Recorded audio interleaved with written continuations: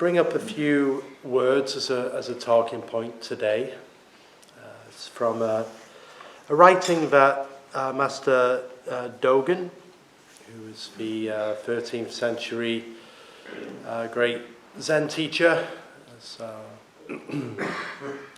understood as really the father of, main founder of, one of the main founders of Soto Zen in Japan.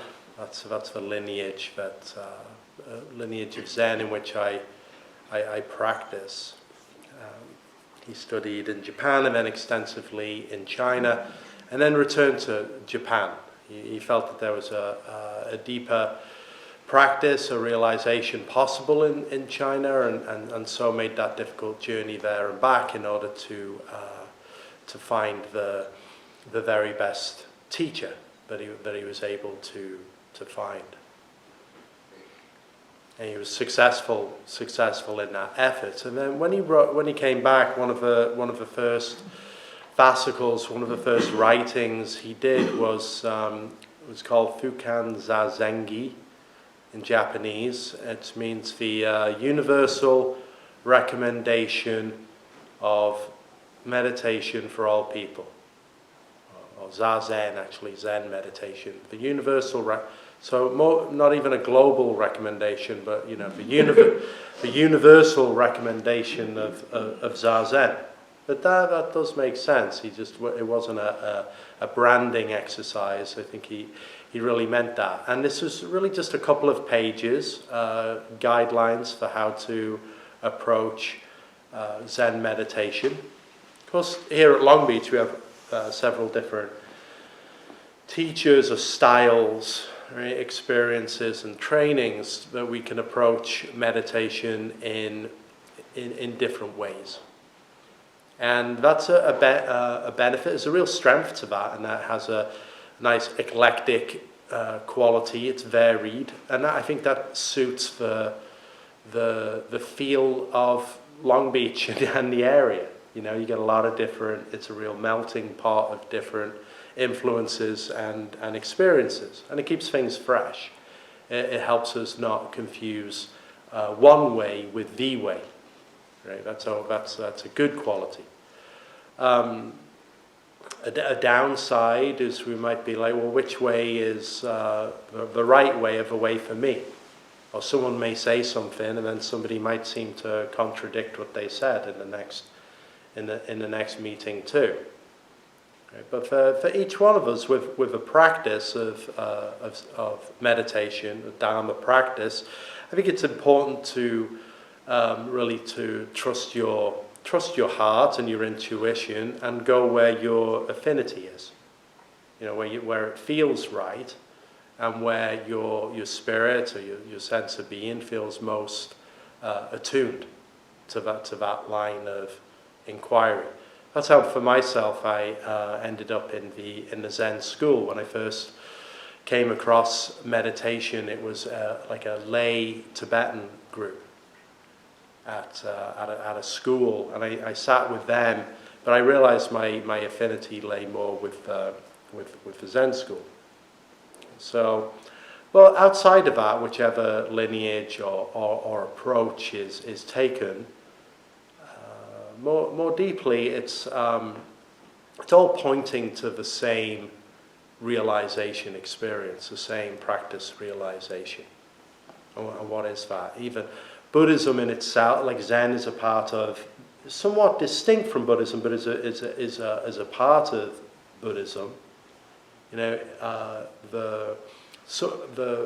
Who's ascribed to be the founder of Zen, Bodhidharma, although there had been a lot of teachers before Bodhidharma who'd come from India to China too. He's seen as being the founder of Zen, and he had a definition around what made Zen a little different in Buddhism, and that was, it is an intimate teaching, pointing, not dependent on words and letters, pointing directly at mind and realizing Buddha.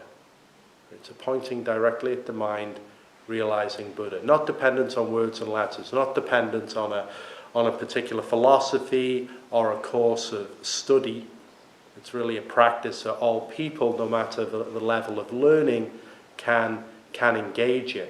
And although Buddhism and Zen and other traditions can be seen as traditions or even religions or ways or methods, whatever lens that we put on there to help us look, the goal is the same, and that is to closely inquire into the mystery of being a human being, the mystery of reality, to look closely at that, and to look at an intimate teaching in the sense of we inquire into what is real now, like what can be experienced and what is real now, and we set aside the philosophy or explanation of theory about what it is or why it is so, and rather directly inquire into what is here now.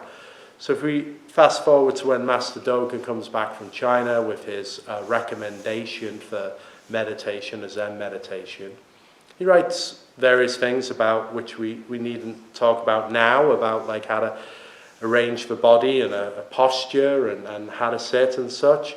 But I just wanted to pull out one key paragraph here, which is, he says, you should cease from practice based on intellectual understanding, pursuing words, following after speech, and learn the backward step that turns your light inwardly to illuminate yourself.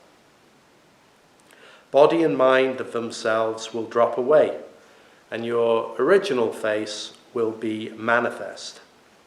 If you want to attain suchness, you should practice suchness without delay. So this is Master Dogen, somewhat, even though, maybe 800 years after Bodhidharma, echoing this heart of Zen that says you should therefore cease from practice based on intellectual understanding. And that doesn't mean throw out all intellectual understanding in the full scope of your life, but rather there is a place clearly for intellectual understanding that we use every day, quite naturally.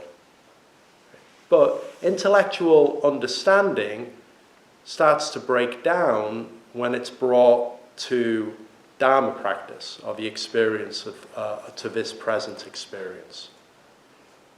Now, why is that so? Like with our human condition, we're all experiencing the human condition, I think, unless anyone is not and would like to. But yeah, right, we're all experiencing the human condition. So we have this curiosity of a dualistic consciousness, or a consciousness that uses dualistic understanding. Right, subject, object, self, and other, high and low. Right, we tend to separate the world into things, including ourself. So there's a sense of me, self-identity that persists, right, at the heart of the matter. Right, we're all familiar with that one, a sense of me. But when you really look at the sense of me, it's quite an elusive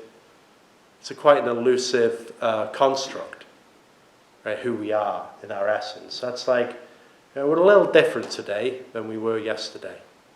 I'm certainly different today than I was 10 years ago, or 20 years ago, 30 years ago. Like the decades start to stack up, right? So there's the sense of me identity is indistinct and changing and sort of nebulous and hard to grasp.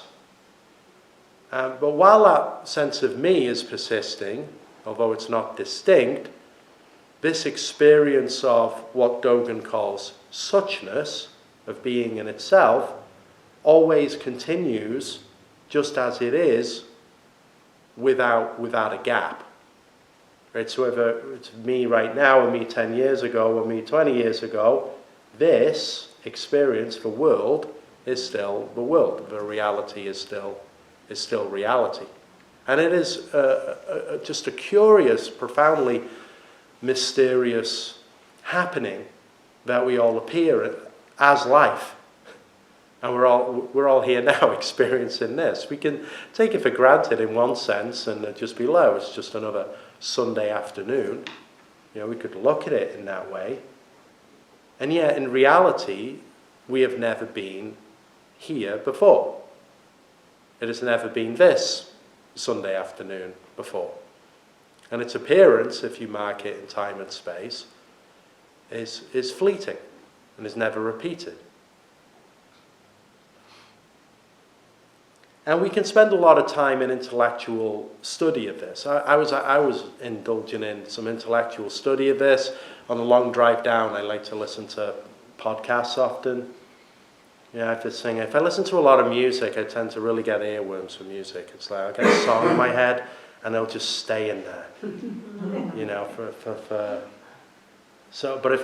But I like to listen to podcasts when I'm driving because it's like, well, I can drive and be entertained and learn something too, as well. So, and I was listening to sort of a leading physicist talk about, amongst other things, like black holes and some things like that, right? It's like kind of, and string theory, right? And that's kind of what got me into practice in the beginning, like years ago, was reading about things like this. So I did a little catch up, and from a very lay kind of armchair understanding, I soon reached the limits of intellectual study. That's maybe why I'm into Zen, because I realize can kind of reach the limits. But I learned something really struck me today in listening, where we were talking about, theory and equations, and how Newton's theory of gravity was taken as being kind of this truth, like this is how things are, until I understood, it's how things are mostly, but at some point that breaks down and it doesn't work anymore. Right? And then we had the same thing, like we fast forward and you come to Einstein, and it's like general relativity and such, and it's like this is it, this is now how reality it works. And of course, when they pursue, and he was using the examples of black holes, you take it to its logical conclusion, and then it can no longer describe reality. And then he went on to talk about where they are with the frustrations of string theory and the theory of everything, and not being able to crack that nut. And he made the point that in his experience, or what he sees is, and what many see, is everything is an approximation. Right? It's like any theory, any system, any way that we can describe reality is always falls a little short. Is always an approximation. Right? And now, how does this? I feel like this really ties in with our practice, because if we look at Dogen's words, you should cease from practice based on intellectual understanding, pursuing words, and following after speech, when it comes to Dharma inquiry, when it comes to meditation. Because whatever we think about things and about Dharma practice, certainly, it'll always fall short, because we're using a dualistic function to examine something which is not constrained by dualistic understanding, but is beyond that. Right? We can understand things dualistically, but it's just a dualistic understanding. Right? So it's both. Anyway, we could go down that kind of rabbit hole. But we could take him on trust here and say, like, okay, thinking about it's only going to, trying to work it out, it's only going to sort of get us so far, and it's ultimately dissatisfactory. Therefore, you should learn the backward step, which turns the light inward to illuminate the self. Body and mind of themselves will drop away, and the original face will be manifest. Now we get into some Zen language, or a different landscape. Right? Learn the backward step. What could that be? It sounds neat, like a neat trick. Take the try that in your meditation. Take the backward step. You're like, all right, that sounds good. Wait, what? Right? Like, what is the backward step? Like moonwalking, maybe? Like moon? No, yeah. Good. Great guess, but no, not the one. Well, I began at the beginning, talking at the beginning about the sounds. Like we have particular sights and sounds which you might experience down here, right? So you can hear, and we may like hear a plane passing overhead. And then our minds, if your mind's like mine, I kind of have a little glimpse, like a little projection of what a plane is. Like, oh, it's a plane up there, doing kind of flying a lot, like you can hear it in that sense. So you hear a dog, and you might like imagine, what kind of dog is that? And you have a little picture of a dog. Or say like a siren, and you might wonder, is that a paramedics or is that the cops? Are they coming for me? Maybe you don't think that. Right, but we might have all kinds of reaction to what is going on. Now, if we have those objects of mind, not just limited to sight and sound, but also our inward thoughts, and then you hear something, and you pick up that something as an object, and then start to add a layer of thought around it, and there's sort of distance around it as we're objectively looking at something. That's a forward step. That's a forward step. We start to construct something in the mind. Often that somewhat happens automatically. It's not really but something that you automatically turn off because you're doing meditation. Right? You'll just notice that, I'm always I'm actively constructing a picture of the world within the world. Like there's the world of suchness, and now my commentary and navigation and understanding of that world is being constantly constructed in the mind. So our mind is constructing something else in there. That's a forward step. Dogen suggests take the backward step that turns the light inward to illuminate the self. So how would that, if it's a forward step to start to build and construct around perceived phenomena, what is the backward step? So in our practice, as we're grounded and we're sat and the bell is struck and the things begin to settle down, we have the appearance of all things. Mostly seen from the vehicle of the self sitting here, meaning I have like a perceived inner world and a felt perceived outer world, or it feels that. We organize it that way. That's really just like the way we organize it. That's a construct, right? It's a construct of human beings, so that's how we do that. But in sitting, you're in a safe spot. Right, we've got the ceiling above us, we lock the doors once we have to do that, right? But we've got the doors locked, so we're in here, and it's a safe vehicle, it's a safe place to have the body be still and not move, and allow also the mind to be still. There's nothing that needs to be done. And at that point, then what happens? If we're learning to meditate, to sit, then most of our time perhaps is spent in learning how to be still and how to have some concentration in the present. Like following breath, doing what we need to do to put an anchor here. That's a lot of learning and practice in meditation. Once we gain some mastery with that, or we're more comfortable with that, then we can start to take the backward step. Right? So learning to count to the breath or to concentrate in the present, it's still doing something, but it's doing something useful. Right? It's starting to use doing in a positive way. But once that's established, we can start to move toward non-doing. What is non-doing? Right? This is where this backward step comes in. That when we sit, if we can directly experience everything that is whatever is occurring internally and externally without preference, without picking and choosing, without bias or particular interest in one thing or another, but rather to have an open sameness of aware experience. Right? What does that mean? I mean, for myself, it's like we sit, and then however this life appears, it's allowed and experienced in its appearance as it is, without picking and choosing. And without picking and choosing, I mean, we usually prefer some aspects of reality in meditation to others.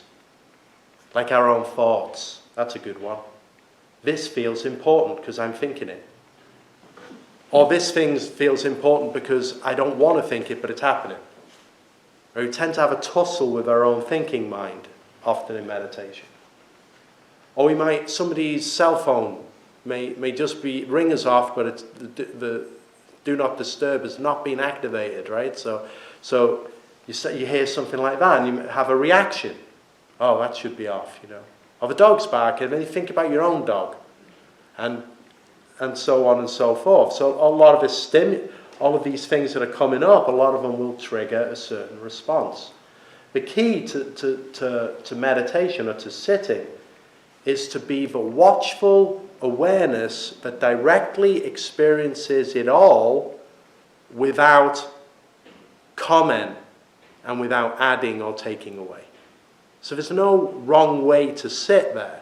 There's no wrong ingredients. Whether you're thinking there's a lot of thinking going on and it's really busy, or whether it's quiet, whether it's one dog barking or 5 dogs, whether it's a fleet of planes or it's completely quiet, whether you feel tired or whether you feel energetic, whether you feel frustrated or whether you feel sad. Like ultimately, however it is already irrevocably how it is. So why argue with reality anyway? Reality always wins out. But it is in the period of sitting in that 30 minutes, I encourage to try that, to just be the one that witnesses, that experiences this. And so this is... Does that mean if you have a thought, to just let it go, recognize that thought and let it go and not build on it? Sure, you don't even have to recognize it. Whether you recognize it or not is irrelevant. Okay.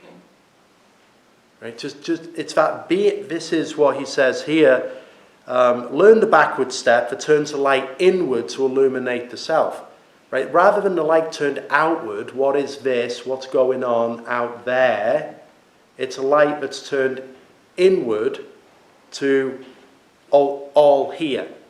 There's no distance.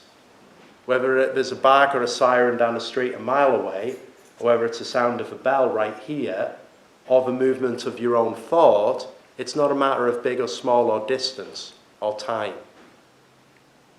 It's just as it is. He says then, to sit this way, body and mind of themselves will drop away and your original face will be manifest. That sounds interesting. Your original face will be manifest. We all have our sense again of this like me, identity of self, me and my problems, my all of this stuff that goes up to make our wild, complicated lives going on. And we're all different and unique in that way. We're all a little bit different shape and size, different age, different names. Everyone is we all have this unique unfolding of karmic history, the good and the bad and the in-between. We're all incredibly different in that way. Everything, this world is teeming with difference. The whole thing is infinitely different in every direction. But for the original when he talks about this original face is, so in this world of difference, it is also the world of sameness, where there's no difference. Like the awareness that you I was going to say have, but that would be a mistake. The awareness that you are and always have been is the same awareness that I am and always have been, and everyone is, and all things are. The same root awareness of being.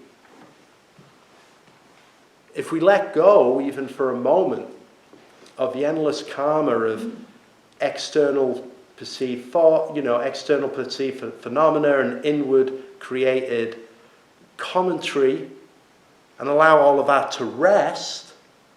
And curiously, allowing it all to rest doesn't mean it has to become quiet. Allowing it to rest is just to declare a unilateral peace with all the phenomena internally and externally. Until there's no difference between internal and external. You see that that's a construction. When that is so, and then there's really nothing to do. That's a wonderful art of sitting. The body's arranged so you don't have to do nothing. Dogen says here, body and mind then will fall away. Your idea of mind, self, body, self and other can fall off. And then he says the original face, the common awareness, the root awareness that all things are, can be manifest.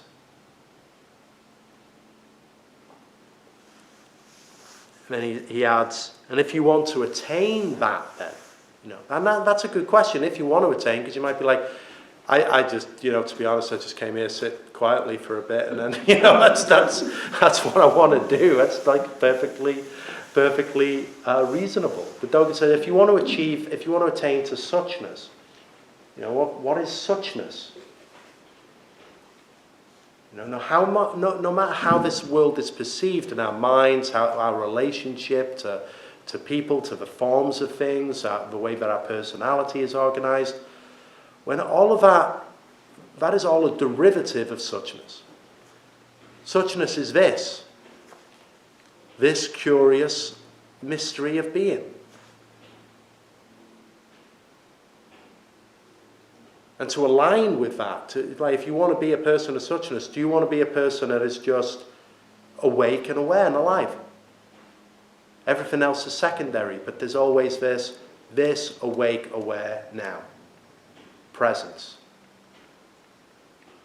Beyond thought, beyond working out, beyond, there's people out there working this stuff, working out black holes, for goodness sake, great, that's fascinating. But each of us here, in our own way, we are explorers. Explorers of the human condition. What it is to be here now. If you want to be a person of suchness, he says, then practice suchness without delay. It means just do that now. If you want to be present and aware, be present and aware. If you want to be awake and what these words point at, don't put it on something that's going to come in the future. Just get on and practice that now. Just be that now, as much as we can. And of course, there's real benefit to the practice of being present, awake and alive and aware. We come into a closer alignment with the way things are. To be awake and alive, you see and you listen. You hear people when they speak. You see them. Right? There's a closer alignment with the appearance of life all around you.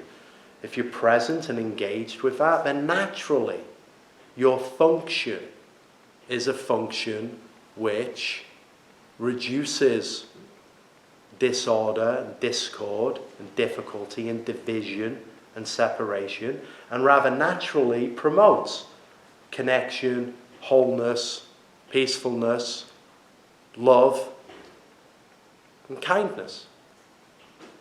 Not from an altruistic mission, although that's fine too, why not? But naturally, as a centered and awake human being, you can respond much more effectively to your environment, sphere, family, friends, work colleagues, community. Just through the profound art of coming into present awareness, being presently aware. Again, nothing nothing that needs to be particularly worked out in that or follow. Right? But beyond what it might mean or how we might appraise things intellectually, the point is to be alive and awake as much as possible in this human life now.